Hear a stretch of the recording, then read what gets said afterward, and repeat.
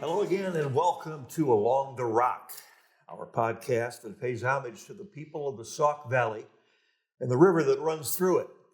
My name is Mark Morris, and joining me today, Officer Harry Blomstrand from Sterling PD. Harry, Mark. officer. You are an officer, right? Higher rank. I am a sergeant. Oh, you're a sergeant? Yeah. Well, so I didn't know that. that's okay. All right. That's all right. But it's nice to be here, Mark. Very nice to meet you, and excited to talk about our event. Yeah, so. Thanks for coming up to my living room. Yeah. Anyway, the event coming up is Run for the Badge, third annual, I guess, in Sterling. Actually, this is kind of a national thing, isn't it? So a few years ago, our chief at the time, Tim Morgan, who's now retired, came up with the idea of community events, and he wanted every patrol shift, including the detective sergeant, to come up with some sort of event that they could run and put on that would get community involvement with the officers, just to kind of build a bridge there. And so he put it out onto us, and I got to talking with my shift at the time, and an officer said something about a 5K, and I was like, wow, I think that's a great idea. And it kind of just went from there. We knew, though, that we wanted to do it during police week. We wanted it to kind of center around, the national, I wouldn't say national holiday, but the national event of police week. Right. So that's kind of why we hold it when we do. So it's an important time of the year for us. It kind of, allows us to, once again, kind of let the community know that we're out there and doing the best we can and serving them. And sometimes, unfortunately, bad things happen. So, so we tied it around that week. Yeah, you guys do a lot more than just arrest people. Oh yeah, yeah. That's absolutely right. So that's actually probably a smaller part of the entire job. So, yeah. For the record, Sergeant Blomstrand used to work in the city of Chicago. So picture that and compare it to Sterling. And, yeah. As they say, you could tell stories. Yeah, I could. But it's Sterling has really the same kind of jobs that we had there. It's just probably a little bit less frequent. But you'd be surprised.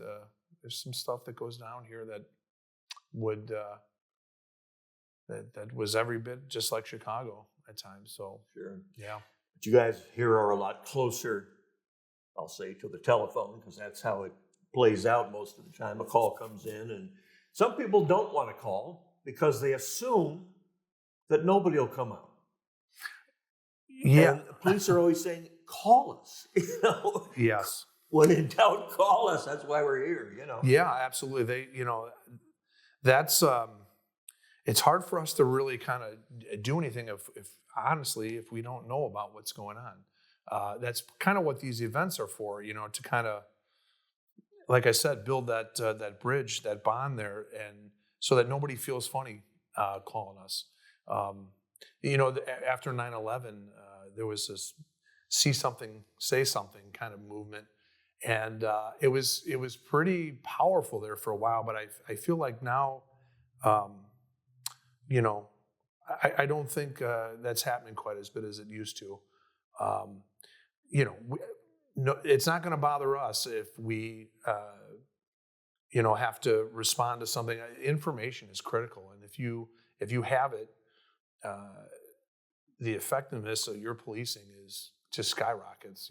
So if you can, build a good relationship with people who feel comfortable coming forward with info and they want to share that with us, man, we'll take it. Yeah. So they use the term community policing. Yeah. And that can turn into kind of a stereotype phrase, if you will. But it really is a different approach than they used to have in the old days.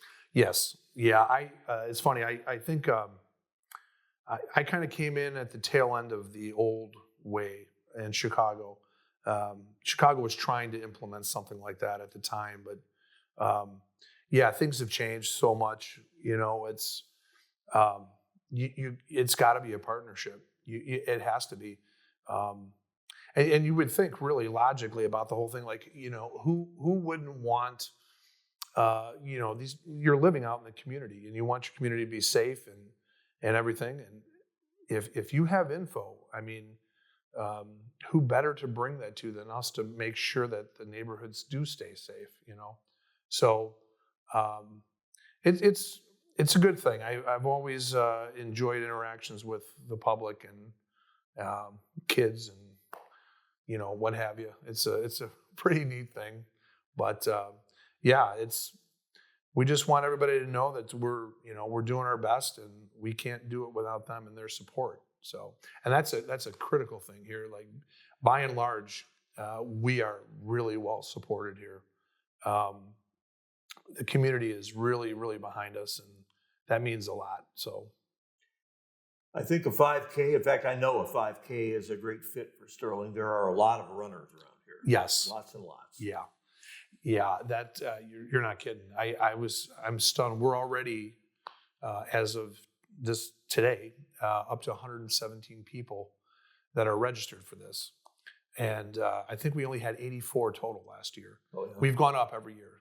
Like I said, this is our third year, and I think I'm going to say it. We're starting to grow a little bit here with this, so that's good. That's kind of the point. Bring a lot of people on board and out to the event, and it's a nice way to get out too. And Sure. on a nice spring Saturday morning, right? So You bet. yeah. Starts at the township office, which is no longer in downtown Sterling, but it's at 505 West Lynn Boulevard. Yes. Starts and ends there, right? Yes. Yeah. It's pretty amazing when we kind of settled on the 5K as our community event. It was then like, well, where are we going to have it? And we kind of started driving the squads, trying to mark out. I think it's 3.12 miles is the 5K. It's right around there. Don't ask me. Yeah. I'm American. Yeah. But we actually found, so the YMCA does a turkey trot, I believe it's every Thanksgiving, and found out that they were running it where we eventually settled on there, right by at 505 West Lynn.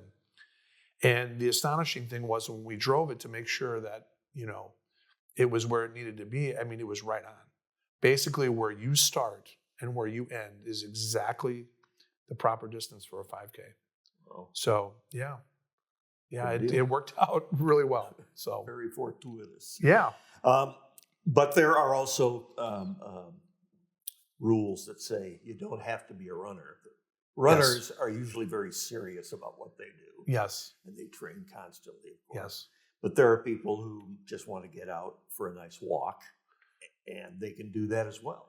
Yeah, absolutely. There, the first 2 years, there were some definite hardcore runners out there. Our deputy chief, Jeff Moore, is one of them. He can run. I'll put it that way. But he is, they always tend to separate from the group. They're out and gone, and but there's a lot of people that just walk it. So I try to run it every year, and I've been successful both times. I can't say I run the entire event, but my wife and my kids will be out there, and they're probably just going to walk it again. Sure. So you don't have to be a hardcore runner to come out and do it. It's we kind of look at it, whatever you want to do. You want to go out and kill it, go right ahead. If you want to just walk it and enjoy it, that's fine. So, or if you want to go out and kill yourself, that's right. That's okay too. Yeah, we get a lot of moms come out and just push kids in the stroller. Sure. It's open to friendly dogs. I noticed it said that on the release. I was going to ask you about that. Yeah. If you got a friendly dogs. Yeah. If you got a friendly pup you want to bring, absolutely. So, I know our dog's gonna be out there, Millie. Mary, our community officers, our comfort dog, Millie. So have you had the privilege of meeting Millie? I don't think so, no. Oh, boy. Yeah. Millie can do no wrong. So she's a sweetheart. She's our second one. So, she's the most, we say she's the most popular member of the department. So everybody has a ways to go to keep up with her. Well, is this a fundraiser or just a fun time? Well, we kind of, we'll leave that up to the attendees. And what I mean by that is we do have an organization that we are trying to raise a little money for. Last year was our first year where they were the beneficiary. It's an organization, C.O.P.S, C.O.P.S, it's Concerns of Police Survivors. Now, I had never heard of this organization when I worked in Chicago because we kind of had our own network for things like this. But once I got out here and I learned about their work and what they did, and I just thought, boy, if we could, with it being tied in with Police Week and trying to bring awareness to some of that stuff, it would be great if we could, get them on board. And they were happy to do it last year. I think last year we raised about $1,200 or $1,300 for them. So, they're just an amazing group. They do some amazing things for families and officers.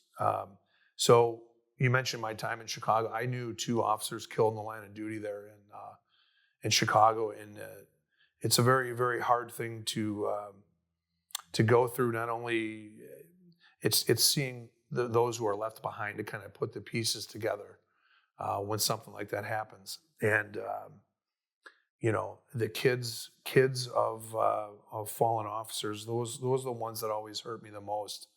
And it was these guys they have retreats for these kids every year, and they're amazing people, and it's a national organization with chapters in each state and what have you. So we've kind of hooked on to the Illinois one here, and we're trying to raise a little money for them. So if anyone feels compelled to make a donation to them, that would be fantastic. They're going to be out there with us at the event. Oh, they will. Okay. Yeah. So we also, for any donation to them for $10 or more, we're going to enter people's names into a little raffle kind of thing. There's a local car wash business here that has donated 3 months of their top car wash. We did this last year and kind of raffled that off. So anybody who donates $10, they get a shot at winning 3 months of car washes. So why not? Yeah, especially out here, boy. My car gets filthy. I was able to keep my car cleaner in Chicago than I was here. So, but yeah, it's if people feel compelled to donate, then it's nothing mandatory. Only if moved to do so. So, sure. The actual race or walk or leisurely run is May 10th. Yes, sir. Starting time 9 a.m. Again, starts and ends at the Sterling Township Building, 505 West Lynn. And you can register, you say, right up until the time you have to start running or walking? Yeah, you could actually come out that morning and register if you want to. There's only a certain amount that we can guarantee, like a shirt, event shirt, I guess is the best way to say it. Sure. And the deadline for that was April 23rd. So we can't guarantee any kind of shirt for the event, but you never know. Maybe we will have extras. I don't know, but I do know if you want to come out last minute, you're more than welcome to. So it's a free event, Any ribbons or other types of awards for the serious guys and gals? It's funny you say that because we were kind of kicking around the idea about a month and a half, 2 months ago, of maybe down the road, sort of coming up with some sort of awards for the more serious people that are running. I don't know what that entails, though. I don't know if it's like you have to get an official time. You know what I mean? I'm not really sure what that would, how it would look, but I do know that we've definitely talked about doing it. The more serious runners that tend to do this, they look at it like a tune-up, honestly. So for some of the bigger races that are coming down the road for them in the summer. Always looking ahead. Yeah, right. So, that's, if someday we, who knows, maybe next year we'll have some sort of awards. You never know. But in the meantime, it's, as I said a few minutes ago, if you want to come out and run hard and do your thing, do it, or you can just walk it. So. All right. Sterling Police Department, 3rd annual Run for the Badge. It's a 5K walk and or run. I'd like to thank our guest today, Sergeant Harry Blomstrand. And again, the event is May 10th. Harry, thanks for coming up. Thank you. Appreciate the support and getting the word out. Thank you very much. You bet. That's why we're here. Also like to thank our crew for letting us put this program on from time to time. I'm Mark Morris. Hope you can join us next time along the route.